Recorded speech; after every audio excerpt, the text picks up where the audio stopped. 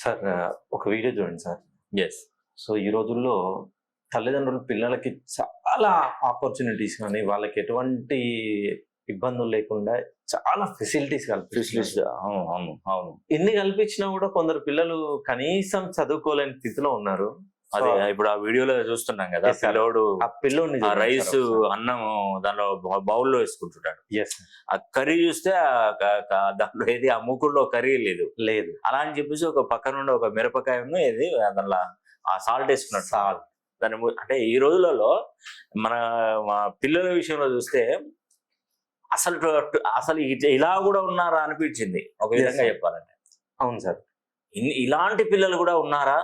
So వాడి age కూడా చిన్న ఏజ్. ఇంకోటి ఏంటంటే పిల్లలకి మనం చదువుకోరా బాబు అని చెప్పేసి మనం అప్పు చేసి ఇవన్నీ మంచి మంచి కాన్వెంట్ లో ఈరోజు చేస్తే వాడికి మంచి మంచి బట్టలు, వాటి స్కూల్ షూస్, పుస్తకాలు ఇవ్వడం, టెక్స్ట్ బుక్స్ కొనివ్వడం, పెన్నులు కొనివ్వడం, ఎక్స్కర్షన్లకు పంపడం, పికప్ డ్రాప్ ఎన్ని చేస్తే వాళ్ళు లాస్ట్కి వచ్చే వరకు చేతులు పైకి లేబడుతున్నాడు.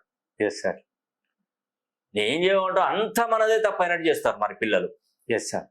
మనం ఇంత చేస్తే లాస్ట్ కు తల్లిదండ్రులను హింసించే పిల్లలు చాలా మంది ఉన్నారండి. అవునండి. దీనికి ఎందుకు కారణమో తెలుసా? నేనంటే దీనికి మళ్ళీ దానికి లింక్ చేస్తాను అనుకోవద్దు.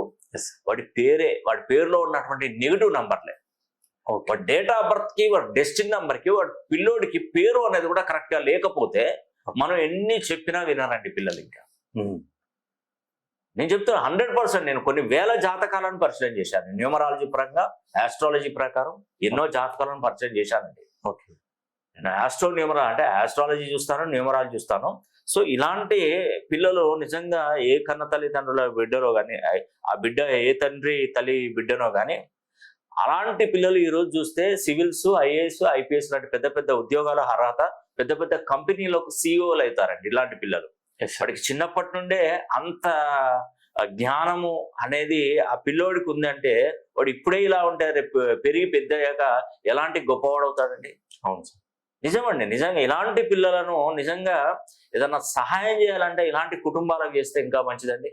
ఓకే. కాబట్టి ఇలాంటి పిల్లలను చూస్తే చాలా ముచ్చట